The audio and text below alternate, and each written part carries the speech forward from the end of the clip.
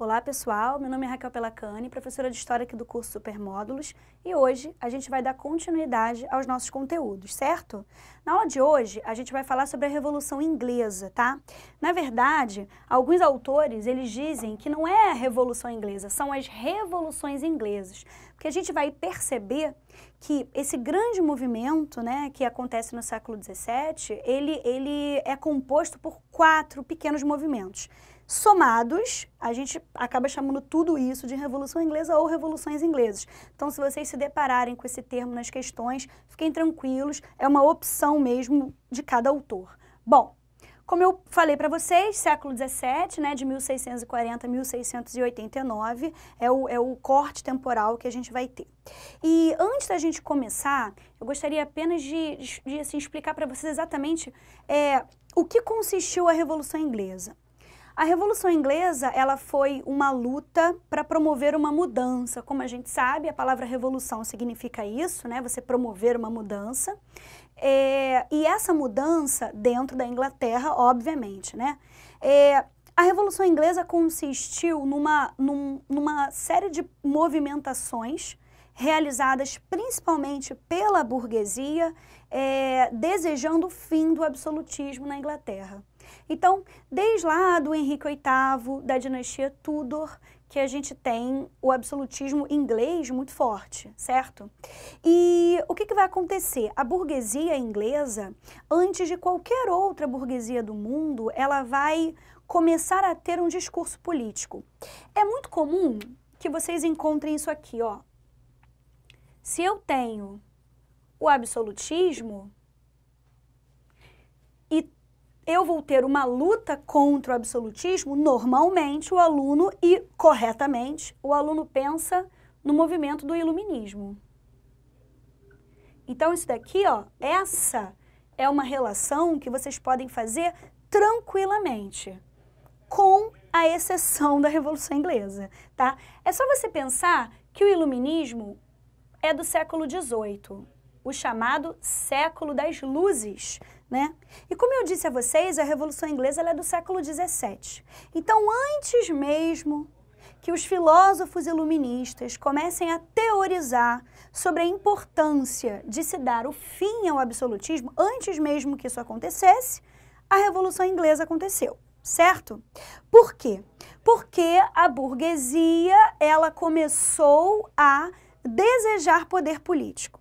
A burguesia inglesa, ela adquiriu poder econômico muito precocemente, se comparada às outras burguesias da Europa, certo? Então, por conta do mercantilismo inglês, do comercialismo, algo que a gente já falou há 2 aulas atrás, a gente percebe que a burguesia inglesa ela já tem o poder econômico, ela já está consolidada nessa sociedade. Então, ela vai começar a galgar degraus diferentes. Ela vai começar a desejar também o poder político, certo?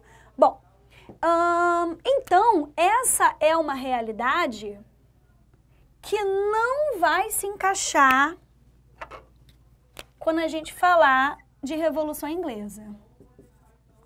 Por quê? Porque a Revolução Inglesa, ela acontece lá no século XVII. Então, é uma questão meio óbvia, né? É uma questão cronológica, isso aqui aconteceu antes do iluminismo. Então, muitas questões, elas vão colocar vocês diante da seguinte situação. A Revolução Inglesa foi uma luta da burguesia para acabar com o absolutismo na Inglaterra.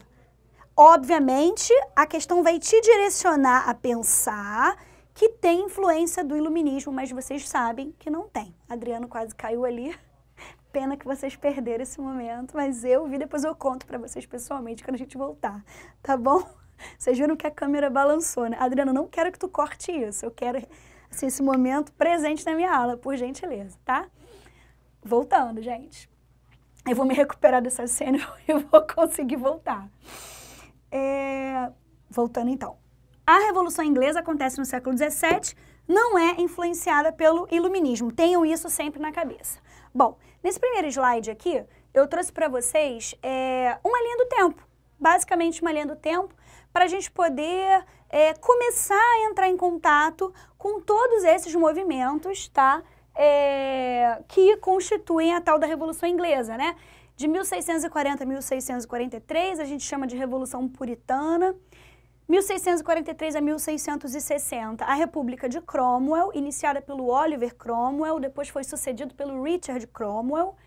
1660 a 1688, Restauração Stuart, a dinastia Stuart, ela volta ao poder da Inglaterra. De 1688 a 1689, um período bem curtinho, a gente chama de Revolução Gloriosa, que é quando a Revolução Inglesa se encerra. Bom, só para vocês entrarem em contato com as nomenclaturas, tá? A gente vai começar a ver exatamente uma por uma agora. Agora não. Agora a gente vai falar da Inglaterra pré-revolucionária, tá? O que era essa Inglaterra antes que tudo isso acontecesse? Eu fui lá atrás, entendeu? Eu falei da Rainha Elizabeth, que era uma das filhas do Henrique VIII. Depois do Henrique VIII vem o Eduardo VII, que é o filho dele, que é bem assim novinho, assume o poder, mas morre logo em seguida. Depois veio a outra filha dele, a Dona Maria I, que era filha da primeira esposa dele. A Dona Maria I morre sem deixar herdeiros, ela tinha problema para engravidar. E é substituída pela irmã, Rainha Elizabeth, que já é filha de uma outra mulher do Henrique VIII, certo? Então aqui a gente está falando da Elizabeth I, a Rainha Virgem, né? Porque ela não deixou herdeiros. E aí, quando ela morre e o trono fica, né, sem a sua presença, obviamente, né, a dinastia Tudor se encerra, porque não tem nenhum outro Tudor vivo para assumir o trono. Então, o trono inglês ele vai para o primo da Rainha Elizabeth, que é um cara escocês chamado Jaime I, certo? O Jaime I, por ser escocês, ele também era o rei da Escócia, né? Então, quando ele assume o trono inglês, a Escócia e a Inglaterra, elas acabam se tornando um só território, certo? Aquela ideia de Grã-Bretanha, né, que a gente tem hoje. E aí, o Jaime I, como ele não é mais da dinastia Tudor, ele vai iniciar uma nova dinastia, que é a dinastia Stuart. Para quem não sabe, né, cada membro da nobreza pertence a uma casa nobre, ou seja, ele pertence a uma família nobre, a gente chama de casa nobre, né, mas é uma família. O Tudor, o Stuart, é meio que como se fosse assim o sobrenome do cara, que é o nome que aquela casa nobre recebe. Então, se dentro da casa nobre dos Tudor não tinha mais ninguém, e o parente mais próximo acabava sendo membro de uma outra casa nobre, uma dinastia se encerra, que é a dos Tudor, e se inicia uma nova dinastia, que é a dos Stuart, né? Com o Jaime I. O Jaime I reina, coisa e tal, né? Mas ele morre, obviamente, uma hora, né? Esse cara ia ter que morrer, e é sucedido pelo seu filho Carlos I, ainda dentro da dinastia Stuart, obviamente. O Carlos I é aqui que a gente vai ter que começar a raciocinar, tá? Sobre esse cara. Mas antes, eu vou até dar uma passadinha, só para a gente poder entender isso aqui um pouquinho melhor, porque a Revolução Inglesa, ela acaba se tornando um conteúdo um pouquinho complicado, porque são muitos nomes que vão aparecer. Então, eu montei esse esqueminha bobo aqui, só para a gente poder se organizar, tá? Então, dinastias inglesas que vão estar envolvidas na Revolução. E esse esquema, ele vai ficando mais complexo conforme a aula vai passando. A gente vai colocando mais elementos aqui dentro, tá? Então, Rainha Elizabeth, dinastia Tudor, vai ser sucedida pelo Jaime I, seu primo, rei da Escócia, da dinastia Stuart, é esse cara aqui. Quando ele morrer, vai ser substituído pelo filho dele, Carlos I, ainda dentro da dinastia Stuart. Então, eu acho que agora ninguém tem mais dúvida, né? Então, a Revolução Inglesa, ela começa dentro do reinado desse cara, que é o Carlos I. Então, a gente vai voltar no slide anterior para poder entender o que aconteceu no reinado dele para que a Revolução Inglesa se iniciasse. Voltando. Bom, o Carlos I, ele era um rei absolutamente absolutista. Absolutamente absolutista ficou horrível, né? Mas eu acho que essa redundância é justamente para enfatizar o nível de absolutismo desse cara, né? Ele governava, por exemplo, ignorando completamente o parlamento. O parlamento, ele existia, porque a burguesia é tão rica e poderosa na Inglaterra que você não tem como nem ignorar a sua existência. Então, você deixa a burguesia fazendo parte lá do parlamento, que é como se fosse assim o Congresso brasileiro, a Câmara dos Deputados, né? você deixa os caras lá, mas você não dá poder de decisão a esses caras, certo? Então, eles existirem na política não quer dizer que eles, de fato, tenham poder político. Bom, obviamente, o Carlos I, como eu coloquei aqui, irrita o parlamento frequentemente, tá? Que vai lutar por maior participação política. Como é que o parlamento estava dividido dentro da Inglaterra? Funcionava da seguinte maneira. De um lado, eu tenho a Câmara dos Lordes. Lorde é o nobre inglês, né? São os Sir, né? Que são anglicanos, obviamente, né? Desde o Henrique VIII, lá do início do século XVII, final do século XVI, a gente tem o anglicanismo como a religião oficial da Inglaterra, certo? Deem uma olhadinha lá na nossa aula sobre reforma protestante, que a gente fala muito sobre essa questão. Então, a nobreza que está junto do rei, já que o rei é anglicano, a nobreza vai ser anglicana também. E eles são chamados de cavaleiros, tá? Dando mesmo aquela ideia, né, de cavaleiro medieval e dono de terra e tudo mais. O cara empoderado dentro dessa sociedade. E a gente também tem no parlamento a Câmara dos Comuns. E aqui comum, né, faz uma contraposição com os lordes. Dizer que o cara é comum é dizer que o cara não é nobre, ele não tem sangue azul, né? Ele não é membro da nobreza, não tem destaque social dentro desse funcionamento.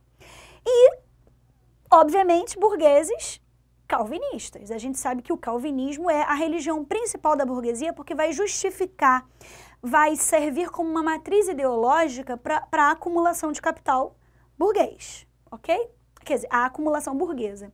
E eles são chamados de round-headed, ou cabeças redondas, certo? Bom, vamos seguir aqui. Por conta do chapéu que eles usavam, né? Que era assim, diferente do chapéu que os nobres usavam. Os nobres usavam, assim, uma parada mais voltada para o lado militar, tudo mais. E os burgueses voltados mais para o lado comercial, da praticidade do dia a dia. Então, era assim, um chapéuzinho redondinho e aí eles acabaram sendo chamados, assim, de cabeças redondas. Seguindo aqui, a gente tem aquela organização que a gente já viu, né? E continuando aí, né, nessa discussão sobre o governo do Carlos I.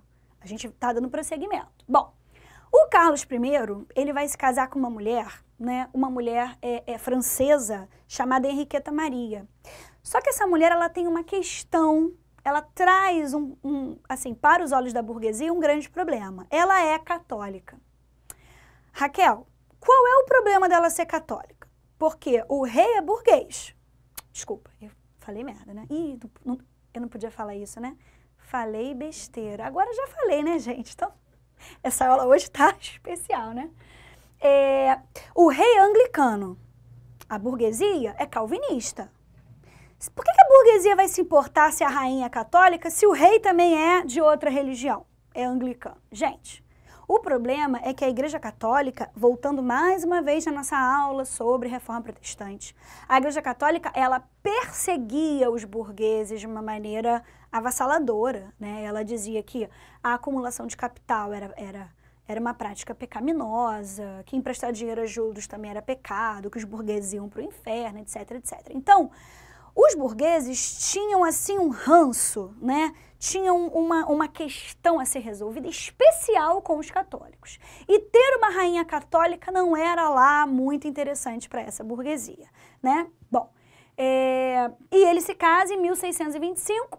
Como eu disse, a burguesia calvinista não vai ficar satisfeita. Já que a gente está falando da burguesia calvinista, eu queria só mostrar para vocês uma nomenclatura. Quando a gente fala em calvinismo inglês, a gente também pode chamar de puritanismo, tá? Então, quando a gente fala assim, os puritanos, a gente está falando do calvinista da Inglaterra, tudo bem? São sinônimos, pessoal. Aqui a gente vai usar muito mais esse termo. Tanto que a primeira fase da Revolução Inglesa é a Revolução Puritana. São os burgueses, calvinistas ingleses que estão se movimentando, certo? Só para a gente poder fazer essa relação aqui. Pegou uma questão, falou de puritano, já sabe que é inglês. É calvinista, obviamente, mas é inglês, certo? Bom, o Carlos I, diante dessa insatisfação da burguesia, dessas constantes reclamações da burguesia com relação ao seu casamento, o Carlos I vai, em 1640, vai dissolver o parlamento. O parlamento não existe mais, fecha, vai todo mundo para casa, acabou. Agora quem manda mesmo aqui sou eu. Já era ele mesmo, só que agora, na teoria, também é ele que manda apenas, certo? E, obviamente, que a burguesia vai ficar bastante aborrecida com isso. Mantendo sua postura absolutista ainda, o Carlos I, lembra que o Jaime I era escocês, o pai dele? Pois bem, a Escócia ainda está lá, presa, querendo se libertar da Inglaterra, mas ainda está presa à Inglaterra.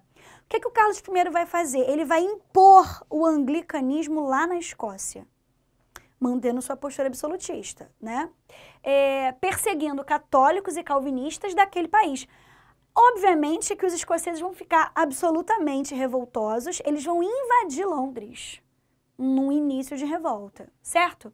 Só que o Carlos I, sem a burguesia, sem o dinheiro da burguesia, ele não é nada.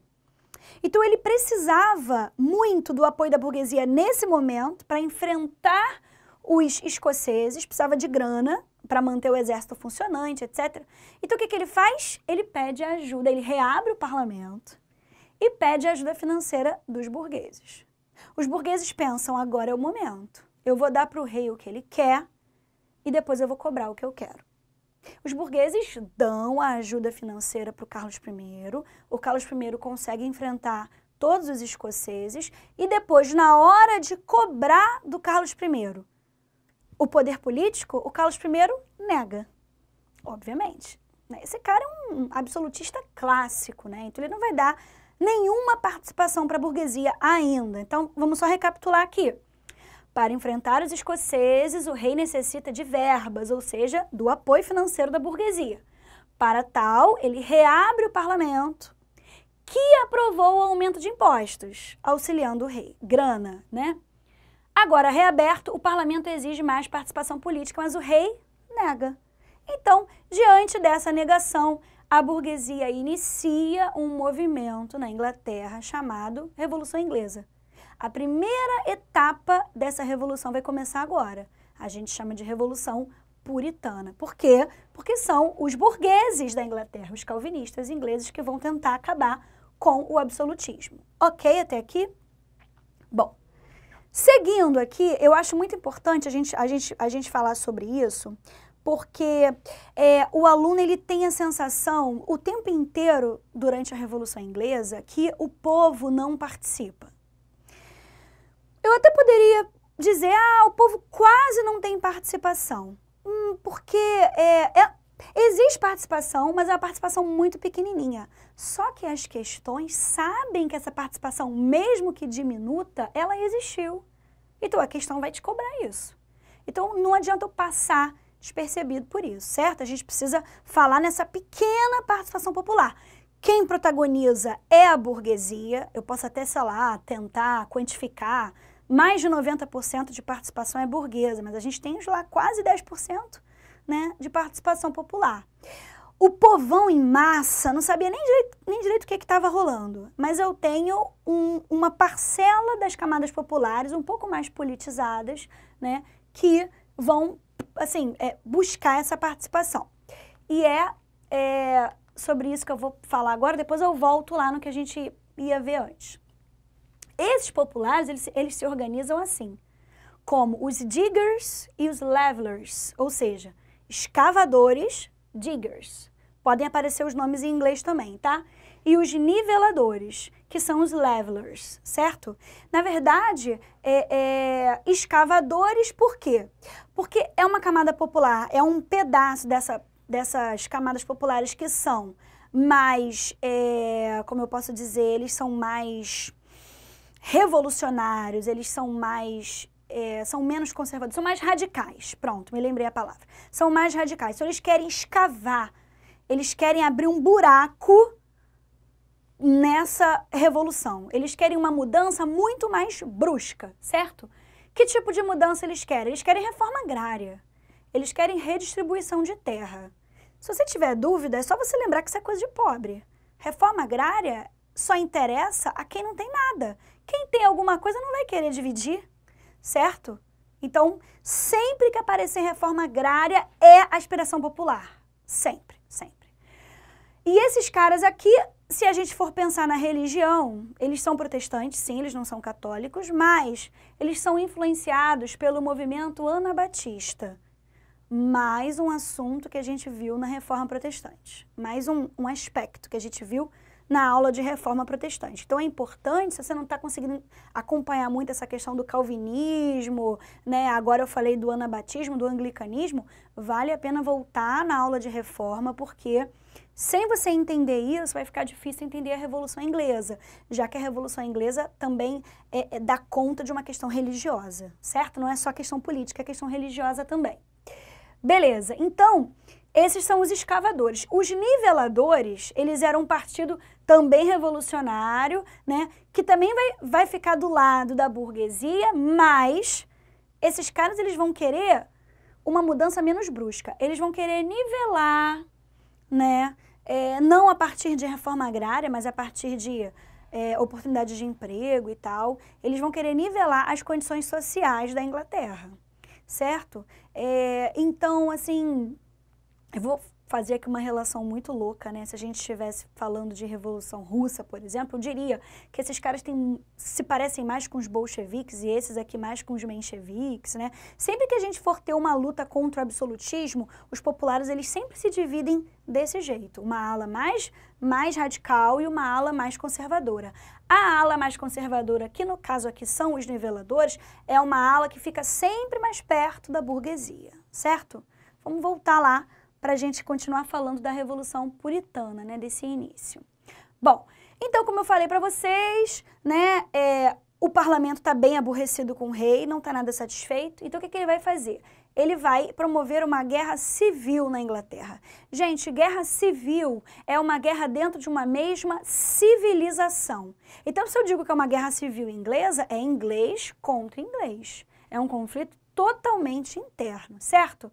E aqui os burgueses montam um exército, eles são liderados pelo líder aí do parlamento, que é um cara chamado Oliver Cromwell, tá? E os burgueses, eles vão atrás do rei para prender o rei e executar o rei Carlos I.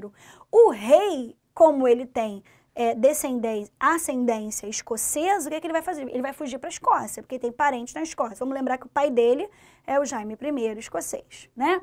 Ele foge para a Escócia, mas logo ele consegue ser capturado, é preso e é decapitado em praça pública. Lembrando que a gente não tinha guilhotina ainda, tá? A guilhotina vai ser desenvolvida durante a Revolução Francesa. Bom, ele é decapitado em praça pública e o povo, não um povo politizado, não um povo escavador ou nivelador, mas um povo que faz parte dessa grande massa, que não participa, assiste aquilo e fica completamente embasbacado. Porque, gente, um rei do século XVII é um cara que não podia ser nem tocado. É um cara que, às vezes, não era nem visto, né? Ele era uma figura quase sagrada.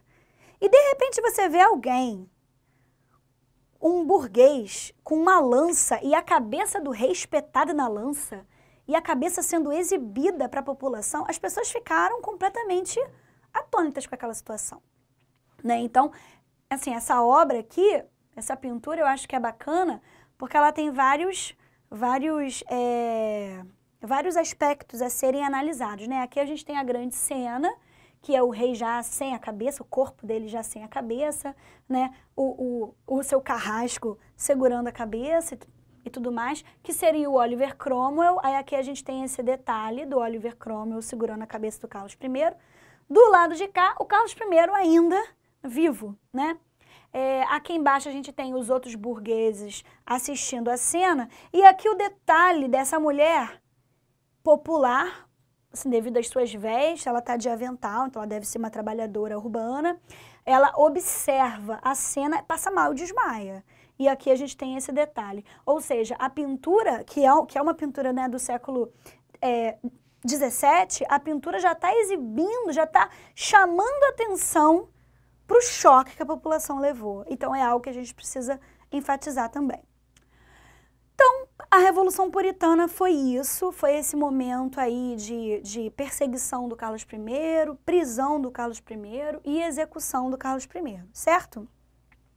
Aqui é aquela parte que a gente já falou um pouquinho sobre a participação popular, né?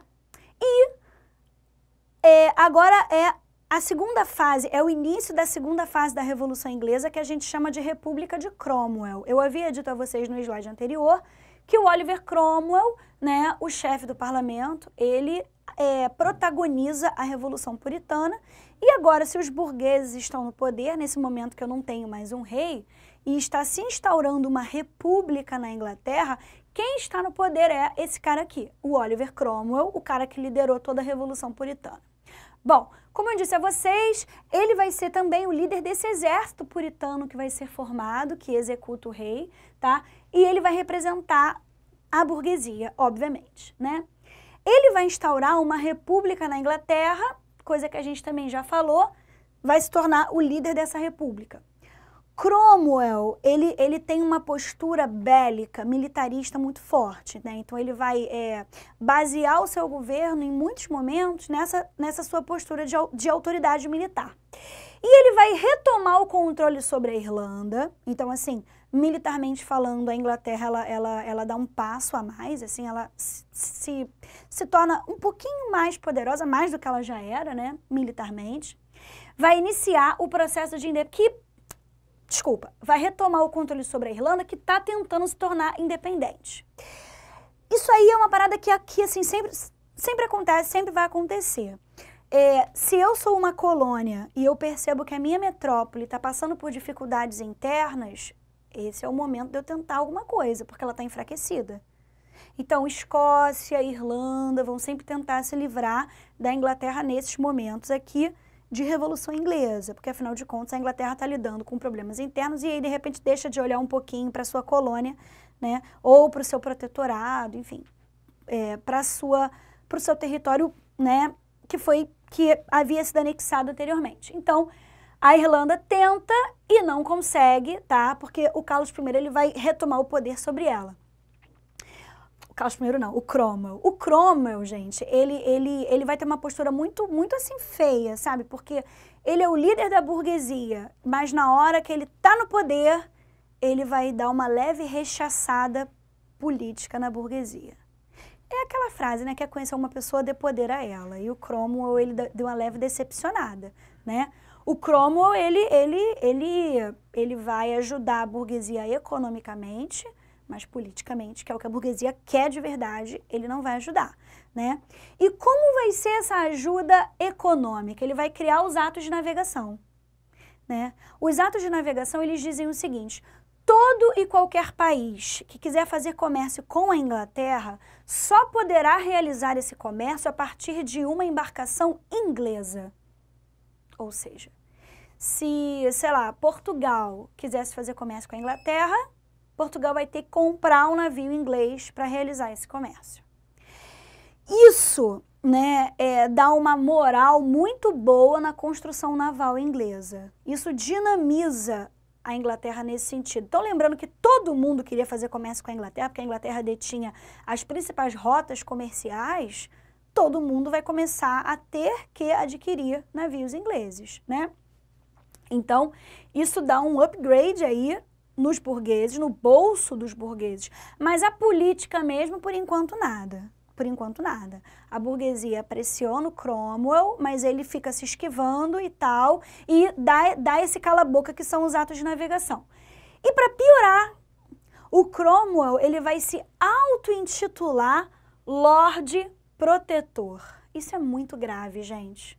Porque lá no slide anterior eu mostrei para vocês que a palavra Lorde significa nobre. Então é como se o Cromwell, agora no poder, está se sentindo um nobre. Então ele não se reconhece mais um burguês. Então a gente percebe que ele está literalmente se bandeando para o outro lado, está largando a burguesia, né, jogada. Né? Ele era o líder de um movimento burguês, chega ao poder e na hora H ele, peraí, mas não é bem assim, né? As coisas não são bem assim. Toma aí os atos de navegação, burguesia, e vê se me deixa em paz, calma, né? Porque poder político mesmo para a burguesia ele não vai fornecer. E a burguesia vai reclamar. A burguesia vai encher o saco e o que o Cromwell vai fazer? Isso é gravíssimo. Ele vai dissolver o parlamento. Igualzinho Carlos I fez. Ele vai dar fim ao parlamento. Então aqui, quando ele dissolve o parlamento, ele mostra, assim, de uma vez por todas, se alguém tinha dúvida, que ele não está mais do lado da burguesia, certo? E o Cromwell vai morrer, o Oliver Cromwell vai morrer, ele não vai ser assassinado, não é morte matada, não, é morte morrida mesmo, ele fica doente, padece um tempo e morre. E vai ser substituído pelo filho dele, olha só que loucura. Sendo uma república, gente, não é poder hereditário. Não é poder hereditário, mas ele não é um presidente, ele é um lorde protetor, um título que ele inventa, né, para meio que justificar o seu poder hereditário. Ele morre e é substituído pelo seu filho, que é esse rapaz aqui chamado Richard Cromwell. Só que esse cara, ele não tinha o carisma do pai. Ele não tinha o poder de liderança do pai. E ele também não teve a oportunidade de liderar os burgueses como o pai teve. Ele é uma figura política fraquíssima, fraquíssima. Então, quando ele assume o poder, ele começa a ser pressionado. Tanto pelos nobres que estão querendo voltar ao poder, tanto pela burguesia que tá querendo poder político. O governo dele, diante de tantas pressões, só vai durar 6 meses. Ele não vai conseguir segurar as pontas, ele vai abandonar o poder. Quando ele abandona o poder, o que vai acontecer? Vocês acham o quê? Que os burgueses vão assumir? Coisa nenhuma. Quando ele abandonar o poder, vai ser o descendente daquele rei decapitado que vai juntar os nobres lá, vão montar um exército e vão assumir o poder. E aí a gente inicia a terceira fase da Revolução Inglesa, que a gente chama de Restauração Stuart. Ora, o Carlos I ele não era da dinastia Stuart. Quando ele foi decapitado e o Oliver Cromwell assumiu o poder, a dinastia Stuart saiu do poder. Agora que o Oliver Cromwell morreu, foi substituído pelo filho, que se afastou, a dinastia Stuart vai voltar. Ou seja, a dinastia Stuart vai ser restaurada. Restauração é quando você faz voltar algo que existia no passado, certo? Então, por exemplo, eu vou mandar restaurar aqui essa cadeira que eu tenho lá do século XIX. Então, eu vou mandar alguém lixar, envernizar, consertar o estofado, para que a cadeira volte a ser o que ela era lá no século XIX. Então, restaurar significa isso.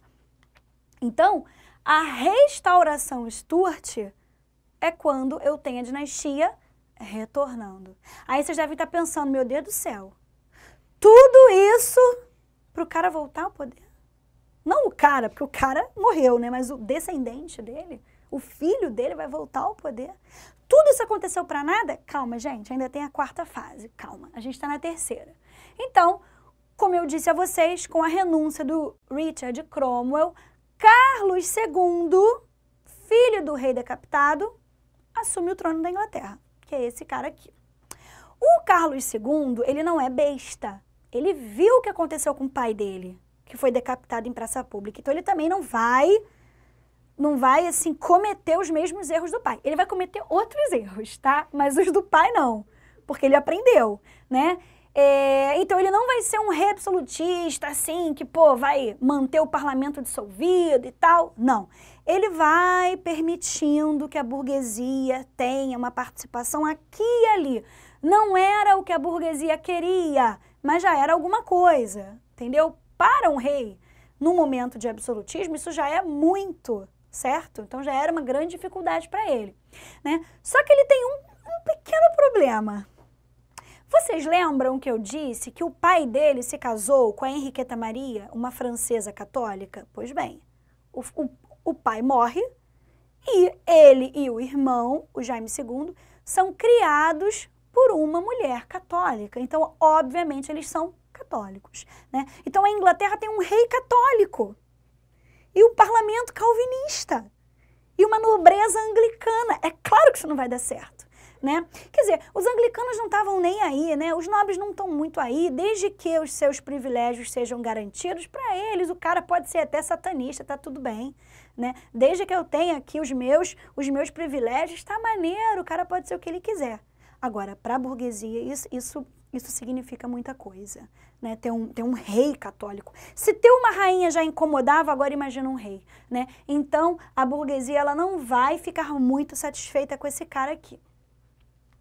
Né? E aí a gente tem só para a gente pegar essa linha do tempo, essa organização de dinastias, né? Só para a gente poder entender como é que funciona esse retorno aqui dos Stuart. Vamos recapitular. Lá no início eu tinha a Rainha Elizabeth I da dinastia Tudor, morre sem deixar herdeiros. O primo dela, o escocês, o Jaime I, assume poder. Morre, é sucedido pelo seu filho, Carlos I. Esse Carlos I, também da dinastia Stuart, vai ser o cara que vai ser decapitado, né? Aí, a monarquia inglesa tem uma pausa, porque eu tenho, afinal, agora uma república. Oliver Cromwell, depois dele, o Richard Cromwell. Reparem que eu não coloquei aqui dinastia Cromwell, porque república não tem dinastia. Ah, Raquel, mas não é bem uma república. Não importa. República não tem casa nobre, não tem dinastia. O cara pode se auto-intitular Lorde Protetor, Lorde do raio que eu parto. Não tem dinastia, certo? Por isso que a gente tem esse espaço aqui vazio mesmo. E aí depois o Carlos II assume o poder novamente, quer dizer, novamente não, né? Ele pela primeira vez, mas a dinastia Stuart novamente ao poder. Então eu até mantive a mesma cor, só para vocês perceberem que isso aqui é como se tivesse sido assim um intervalo dentro da dinastia Stuart, e aqui eu tenho o Carlos II, né? Vamos continuar. Carlos II morre muito jovem ainda, não deixa herdeiros. Essa galera gosta de não deixar herdeiros, né? Então, assim, qual é a lição que a gente pode ter da aula de hoje? Você é rei da Inglaterra? Tenha logo um filho. E aí o negócio fica complicado, porque essa galera aqui não tem filho, impressionante. Né? O Carlos II morre sem deixar herdeiro e é substituído pelo irmão dele, Jaime II, que também era católico. Porque se o Carlos II foi criado por uma mãe católica, o Jaime II também, os caras são irmãos, né? Bom, o parlamento, então, tem que engolir, a burguesia tem que engolir mais um rei católico. É claro que isso não vai dar muito certo, né? E o que a burguesia vai começar a fazer? A burguesia vai iniciar uma conspiração. E aqui a gente está começando já a chegar na nossa quarta e última fase da Revolução Inglesa, que é chamada de Revolução Gloriosa. Vamos aos pouquinhos. A burguesia olha o Jaime II e fala, chega, rei católico não dá mais. O que a gente pode fazer? Ah, a gente pode pegar ele, arrancar a cabeça dele, não sei o que. Cara, isso já tá assim, demodê, a gente já fez com o pai, vamos fazer um negócio diferente. Né? O povo já tá muito chocado com esse negócio de arrancar a cabeça, a mulher lá no quadro desmaiou. Vamos tentar fazer outra coisa, uma coisa assim, sem derramamento de sangue? Né? Porque quem curtia esse derramamento de sangue também era o Cromwell, sabe? E o Cromwell já estava morto. Já é uma outra época. Beleza. Então a ideia que eles tiveram foi a seguinte. O Jaime II, o rei católico, ele tinha uma filha que se casou com um holandês, calvinista, holandeses são sempre calvinistas, chamado Guilherme de Orange. Chamaram o Guilherme para conversar. Guilherme, tu sabe que quando teu sogro morrer, tu vai ser, no máximo, um rei consorte. O que é rei consorte? Deixa eu colocar essa palavra aqui. Consorte é o rei ou a rainha que só é rei ou rainha porque se casou com quem tem o poder hereditário. Então, se o Jaime II tem uma filha, a hora que ele morresse, essa mulher ia ser a rainha. O Guilherme de Orange ia ser rei, claro, mas ele não ia mandar em nada, porque ele é o consorte. Quem tem o poder hereditário? Quem tem o sangue do rei anterior? A mulher, a filha. Então, era ela que ia governar. Então, voltando, a burguesia chamou o Guilherme de Orange. Olha só, o negócio é o seguinte, você sabe que quando teu sogro morrer, você vai ser até rei, mas não vai mandar em porra nenhuma, né? Você não vai ter poder nenhum. Então, assim, se tu quiser, a gente vai armar um esquema aqui. A gente está fazendo aqui tipo um documento, dizendo assim, o rei Guilherme de Orange assume o trono nesse momento, iniciando a dinastia de Orange, ou seja, a Stuart ia acabar, a mulher dele não ia ter poder nenhum. Só que, para isso acontecer, o cara ia ter que se comprometer a assinar aquele papel dizendo que ele iria dar poder político à burguesia. Então, a burguesia consegue fazer uma trama, seduzir o futuro rei consorte, o Guilherme de Orange. Ele olha aquele documento e ele percebe que aquilo ali seria muito mais interessante para ele, então ele assina. Então, o Guilherme de Orange com a burguesia dão um golpe de Estado no rei, que é o sogro desse Guilherme aí, que é o Jaime II. O Jaime II sai fora do poder porque ele é ameaçado, né, com o exército burguês, coisa e tal. Ah, professora, mas também não tem o exército da Inglaterra? Tem, mas o exército burguês tem mais dinheiro, porque quem tem dinheiro é a burguesia. Então, o dinheiro manda, o dinheiro compra melhores armas, o dinheiro recruta mais soldados, então não tem jeito, né? Você acaba tendo um exército muito mais interessante, o exército burguês. E aí, o Jaime II se afasta do trono, Guilherme de Orange senta-se ao trono e inicia-se no século XVII, na Inglaterra, uma realidade que a gente tem na Inglaterra até hoje, que é um rei com poder simbólico, né? O rei reina, mas não governa, né? Quem é que governa a Inglaterra até hoje? O chefe do parlamento, que é o cara que ocupa o cargo do primeiro-ministro. Entendeu? Então, assim, a burguesia, ela chega ao poder na Inglaterra durante a Revolução Inglesa e está no poder da Inglaterra até os dias de hoje, tá? Então, a Inglaterra é um país muito ligado às tradições e dificilmente você vê mudanças estruturais, assim. Isso aqui acontece no século XVII. Por exemplo, o anglicanismo ainda é a religião oficial da Inglaterra, a gente ainda tem essas coisas bem tradicionais. Bom, então, recapitulando, né? Esse aqui é o tal do Guilherme de Orange. Ele aceita as condições e o golpe de Estado acontece. O documento que o Guilherme de Orange assina é chamado de Bill of Rights. Tá aqui, ó.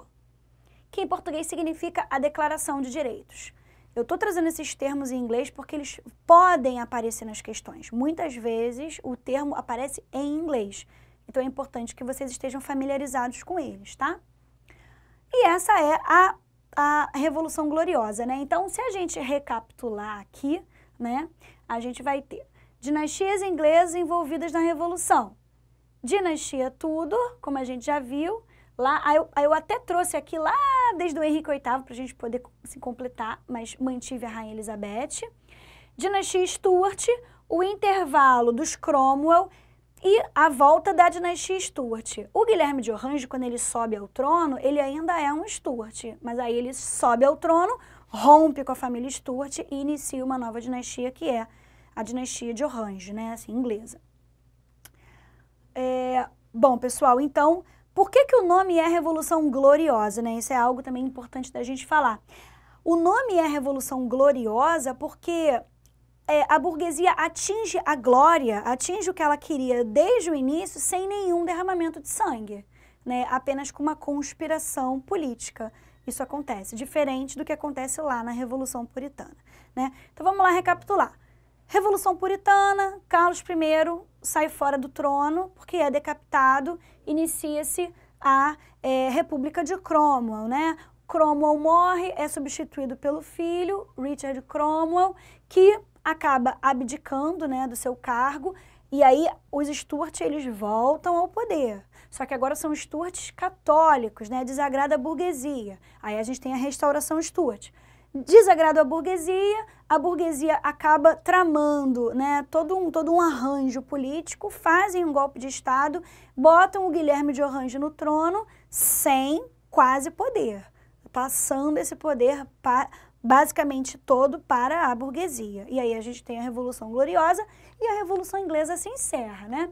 Então, assim, a aula de hoje, eu sei que foi um pouquinho assim pesada, muitos nomes, né? Mas eu acredito que se vocês forem observando os slides e forem pausando e assistindo a aula, fazendo anotações, vocês vão conseguir se organizar.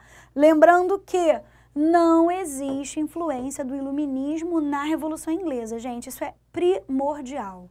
Assim, primordial. A gente vai ver o iluminismo nas próximas aulas. A gente está seguindo uma ordem cronológica, justamente para vocês não se perderem aí no né, na nossa linha do tempo, assim. Inclusive, eu já falei isso para vocês, né? E aí eu repito nesse momento. Construam uma linha do tempo no caderno de vocês, numa cartolina, no computador, onde vocês quiserem, tá? Vocês precisam começar, conforme as aulas vão passando, vocês vão acrescentando coisas nessa linha do tempo. Isso é muito importante, porque na hora da prova as questões vão vir todas misturadas e vocês precisam se organizar mentalmente. O corte temporal, muitas vezes, te salva de errar uma questão. Certo, pessoal? Bom, espero que vocês tenham gostado da aula, tá? Qualquer dúvida, a gente se encontra mais tarde lá nos nossos grupos de WhatsApp. Até mais!